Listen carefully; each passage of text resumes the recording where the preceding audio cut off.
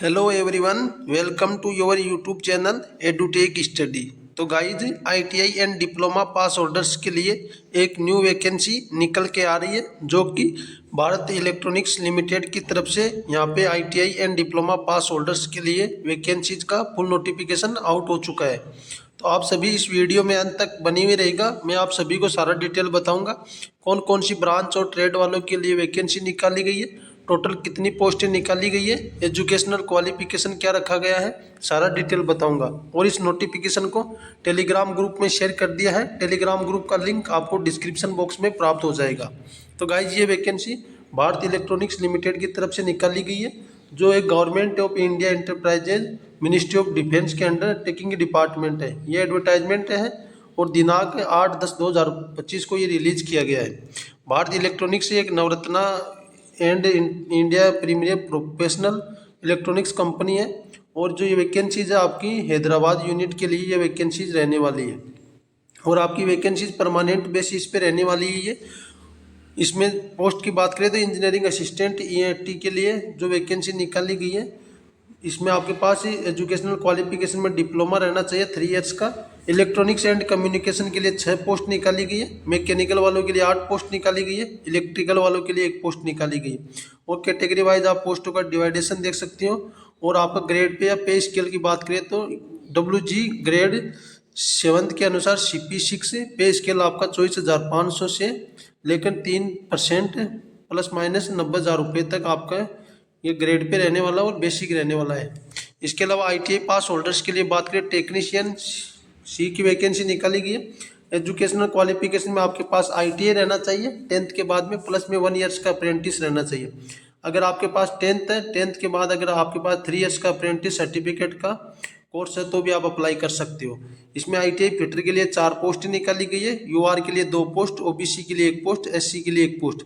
Electronic mechanic के लिए 7 post निकाली गई, जिसमें UR के लिए 3 पोस्ट, OBC के लिए 1 पोस्ट, SC के लिए 1 पोस्ट, ST के लिए 1 पोस्ट और EWS के लिए 1 पोस्ट। मशीनिस्ट ट्रेड के लिए 2 वैकेंसी निकाली गई है और इलेक्ट्रीशियन वालों के लिए 2 वैकेंसी निकाली गई है। इलेक्ट्रीशियन में 1 पोस्ट UR के लिए, 1 पोस्ट OBC के लिए रहने वाली है। और ग्रेड पे आपका CP5 के अकॉर्डिंग रहने वाला है, जिसका बेसिक 21,500 से 82,000 रुपये रहने वाला है। अच्छी खासी सैलरी आपकी यहाँ से बनेगी, अच्छी खासी वैकेंसी निकाली गई है। और इसमें बताया डिप्लोमा पास होल्डर्स के लिए आपका 6 मंथ का ट्रेनिंग दिया जाएगा। ट्रेनिंग के बाद, ट्रेनिंग के टाइम पे आपको 24,000 रुपये फिक्स पे किया जाएगा। उसके बाद आपका जैसे ट्रेनिंग कंप्लीट होता है तो आपको परमानेंट बेसिस पे पूरा रेगुलर पे स्केल मिलने लग जाएगा। एज लिमिट की बात करें तो आपकी एज लिमिट टेक्नीशियन और इंजीनियरिंग असिस्टेंट के लिए 28 ईयर्स रखा गया है, और आपकी 28 ईयर्स है दोनों के लिए। और एज में रिलैक्सेशन एज पर गवर्नमेंट भारत सरकार के रूल के अनुसार मिल जाएगा। SC ST कैंडिडेट के लिए 5 ईयर्स का, और OBC से आप बिलोंग करते हो तो 3 ईयर्स का एज में रिलैक्सेशन मिल जाएगा। और आपको apply all over India candidate इस फॉर्म को अप्लाई कर सकते हैं। इसमें ये एज में रिलैक्सेशन वगैरह मैंने बता दिया। इसके अलावा जो आपका EWS सर्टिफिकेट वगैरह ये बताया, जो फाइनेंशियल ईयर 24-25 के अकॉर्डिंग रहना चाहिए, और इसका फॉर्मेट आपको ये वेबसाइट पे मिल जाएगा। एजुकेशनल क्वालिफिकेशन मैंने आपको बता दिया।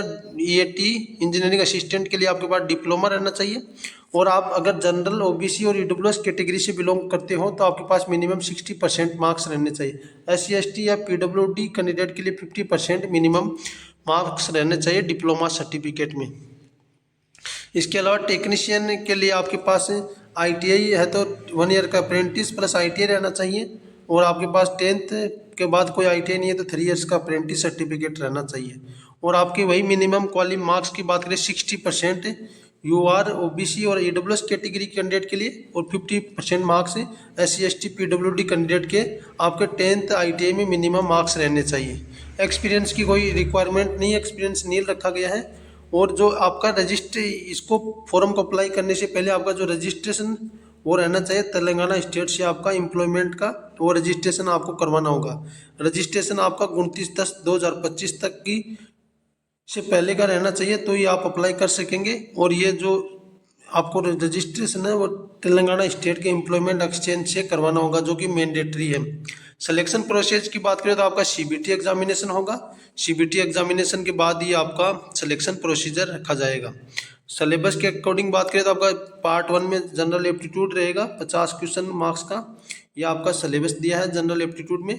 और टेक्निकल में आपके 100 क्वेश्चन 100 मार्क्स के रहेंगे और ये आपके टोटल 150 मार्क्स का पेपर रहेगा। डिटेल से आप सिलेबस दिया, जैसे 50 मार्क्स में आपके जनरल मेंटल एबिलिटी रहेगी, लॉजिकल रीजनिंग रहेगी, एनालिटिकल रहेगा, इंग्लिश रहेगी, compression ability, basic numerical, data interpretation, skill and general knowledge रहेगा। और टेक्निकल में आपके सब्जेक्ट से 100 मार्क्स रहेंगे। इसके अलावा मिनिमम क्वालिफाइंग मार्क्स की बात करें तो पार्ट 1 के अंदर आपके 35% जनरल ओबीसी ईडब्ल्यूएस कैटेगरी के लिए रखा गया है और पार्ट 2 में भी 35%। SC ST PWD के लिए 30% मार्क्स पार्ट 1 और 30% मार्क्स पार्ट 2 के अंदर मिनिमम रहना चाहिए। और आपका जो एग्जामिनेशन है नवंबर के अंदर आपका कंडक्ट करवाया जाएगा, जो कि टेंटेटिवली शेड्यूल है। The list of candidate been provisionally selected based on CBT will be available भेल वेबसाइट क्यूरी मोड। आपका जो रिजल्ट वगैरह भेल की वेबसाइट पे आपको मिल जाएगा। मेथड और रिजल्टिंग रिटर्न टेस्ट, ये आपके बारे में बता। पे अलाउंसेज वगैरह आपको सारे अलाउंसेज दिए जाएंगे, बेसिक प्लस के अलावा आपके DA आपको HRA है, PF है या एनुअल बेसिक पे है, ग्रुप इंश्योरेंस है, पेंशन है, सारे अलाउंसेज आपको लिए अप्लीकेबल रहेंगे।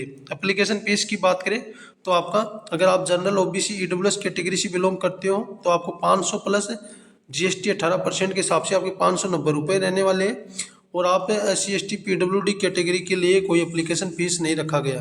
एप्लीकेशन आप फीस वापस आपको रिफंड नहीं किया जाएगा।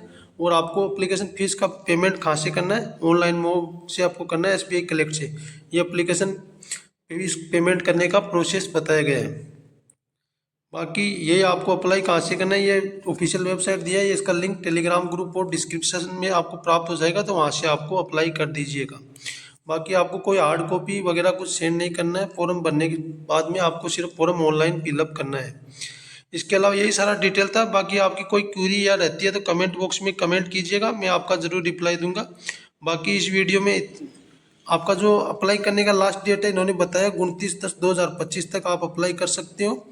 बाकी आपकी कोई क्वेरी वगैरह रहती है तो आप इस मेल ID पे मेल कर सकते हैं या कॉन्टैक्ट नंबर है इस पर कॉन्टैक्ट कर सकते हो। बाकी ये जो नोटिफिकेशन है टेलीग्राम ग्रुप में शेयर कर दूंगा, टेलीग्राम ग्रुप का लिंक आपको डिस्क्रिप्शन बॉक्स में प्राप्त हो जाएगा। बाकी मिलते हैं नेक्स्ट वीडियो में नई जानकारी के साथ, तब तक के लिए धन्यवाद दोस्तों।